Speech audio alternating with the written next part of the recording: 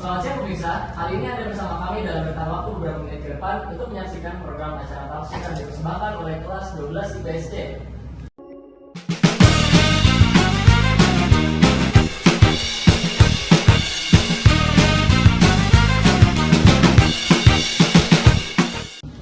Program talkshow kali ini dengan tema perkembangan iptek pada era globalisasi yang akan membahas bagaimana kaitannya iptek pada kehidupan sehari-hari pada era globalisasi ini, serta bagaimana perkembangan teknologi di luar angkasa. Pertama-tama, izinkan saya memperkenalkan diri terlebih dahulu. Saya Rasya Syauki sebagai MC 1 dan di sebelah saya Iban Abdulzaki sebagai MC 2 yang akan menemani saya memandu jalannya acara hingga selesai. Ya, dan langsung aja kita panggil dan juga kita sambut para bintang tamu kita. Yang pertama itu ada Panji, lalu ada Nur Sapitri, Mutiara Salwa, Fadil, dan juga Azrul Hafiz. Berikan tepuk tangan yang meriah untuk para besar.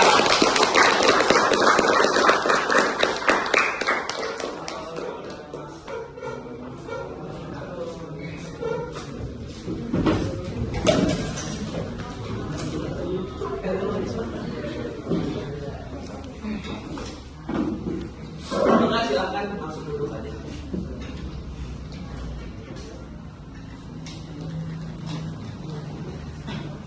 Sebelumnya, kami akan menyinggung sedikit mengenai iptek.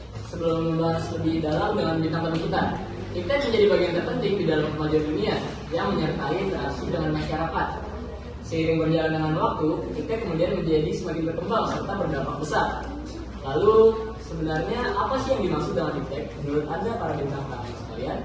Baik, saya yang akan menjelaskan terlebih dahulu kepada pemirsa semua. Seperti yang kita sudah ketahui bahwa iptek sebagai singkatan dari ilmu pengetahuan dan teknologi.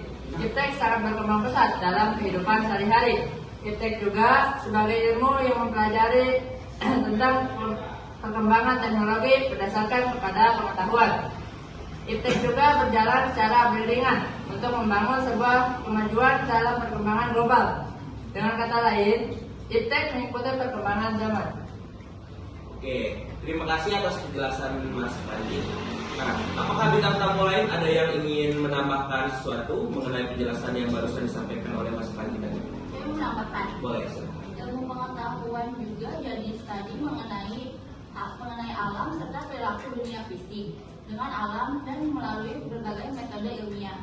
Ilmu pengetahuan juga dideskripsikan sebagai proses mengamati, mengidentifikasi serta bereksperimen dan deskripsi sekaligus penjelasan teoritis mengenai fenomena alam tersebut. Saya juga ingin menambahkan bahwa teknik merupakan campuran antara teknik dan proses yang digunakan untuk memproduksi barang ataupun jasa, serta mencapai tujuan seperti diantaranya untuk memberikan dunia. Teknologi ini juga berpacu pada metode. Jadi, ilmu pengetahuan dan teknologi atau yang kerap kita singkat menjadi iptek merupakan suatu teknologi yang digunakan untuk mempermudah seseorang dalam menjalani aktivitas sehari-hari. Baik, terima kasih atas penjelasan Anda sekalian yang luar biasa sekali. Berikan tepuk tangan untuk mereka semua.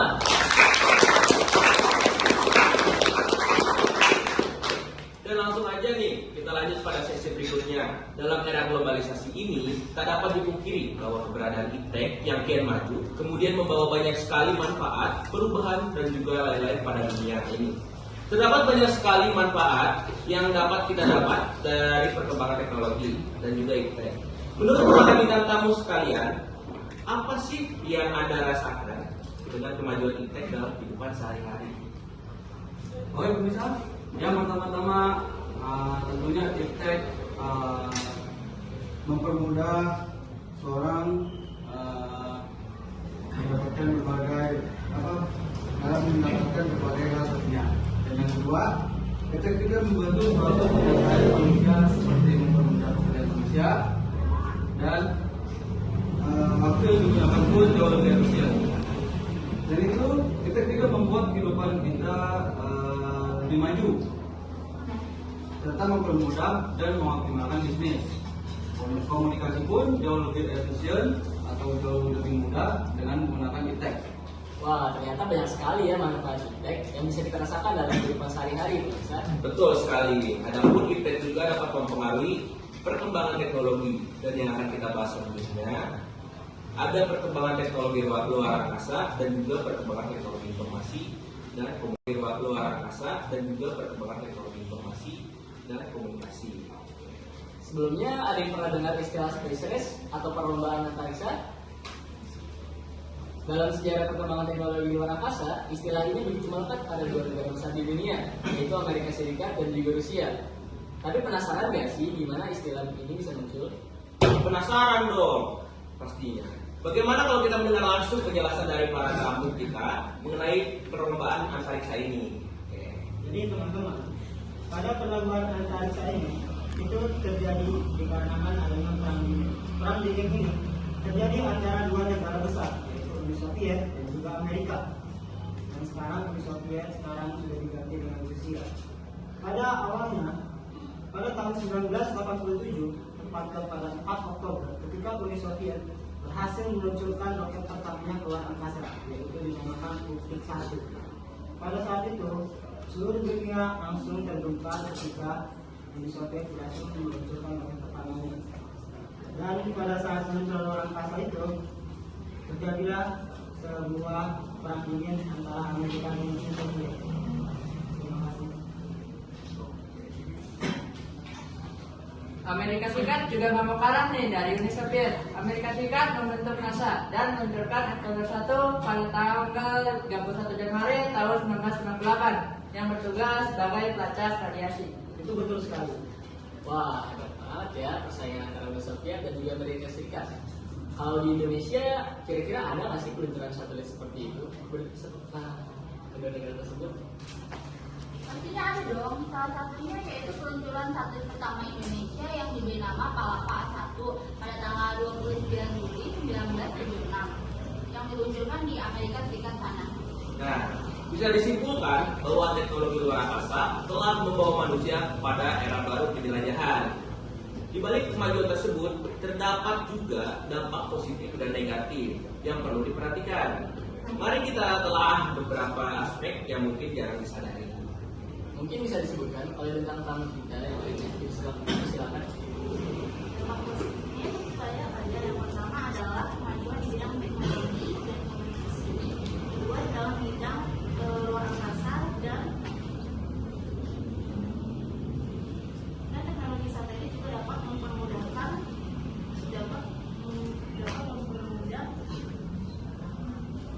untuk menganalisis cuaca dan iklim di Indonesia. Setelah semakin berkembangnya internet, dapat digunakannya navigasi dan pemetaan wilayah digunakan untuk kepentingan militer. Adapun dampak negatif yang harus bisa ketahui, banyak sampah dari puing-puing roket serpihan dan satelit yang sudah tidak terpakai atau sudah rusak. Tidak hanya di bumi yang banyak sampah, tapi di luar angkasa juga banyak sampah loh pemirsa. Dampak negatif lainnya yaitu pencurian data informasi yang marak sekali dilakukan melalui jaringan internet. Nah, Jadi kita harus lebih berhati. Jadi kita harus lebih berhati-hati dalam menggunakan jaringan internet. Nah, setelah kami dan para pemirsa mengetahui tentang teknologi luar angkasa dan juga dampaknya, pemirsa tentu penasaran dengan pembahasan kita yang selanjutnya. Ya, dan yang akan kita bahas selanjutnya sekaligus menjadi topik penutup pada talk show kali ini adalah mengenai perkembangan teknologi informasi dan komunikasi. Tetap simak acara ini sampai habis dan jangan kemana-mana. Ketika berbicara mengenai perkembangan komunikasi,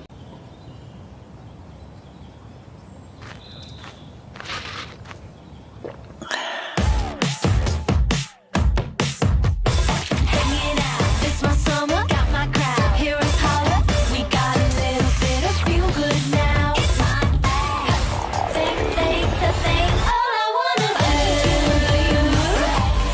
all I wanna do. Where I am, what you wait for? 1, 2, 3, 4. kembali lagi bersama talk show kami mengenai iptek dan juga teknologi komunikasi informasi. Ketika berbicara mengenai perkembangan teknologi informasi dan juga komunikasi, kita nggak bisa jauh-jauh nih dari tokoh-tokoh terkenal yang sering kita dengar namanya. Nah, tokoh tersebut adalah Alexander Graham Bell. Apakah pemirsa ada yang tahu tokoh tersebut penemu apa? Nah, ya, beliau adalah penemu telepon. Ya mungkin namanya sudah tidak asing lagi di tengah kita. Saya akan meminta bintang tamu kita untuk menjelaskan bagaimana sih perkembangan teknologi informasi dan komunikasi dari tahun ke tahun. Mari kita saksikan bersama-sama penjelasan mereka. Baik, teman-teman, salah satu hal paling penting dalam teknologi informasi komunikasi di dunia pada tahun 1875, ketika Alexander Graham Bell menjadi orang pertama yang membuat telepon benar-benar dapat digunakan dari negara satu ke negara lainnya.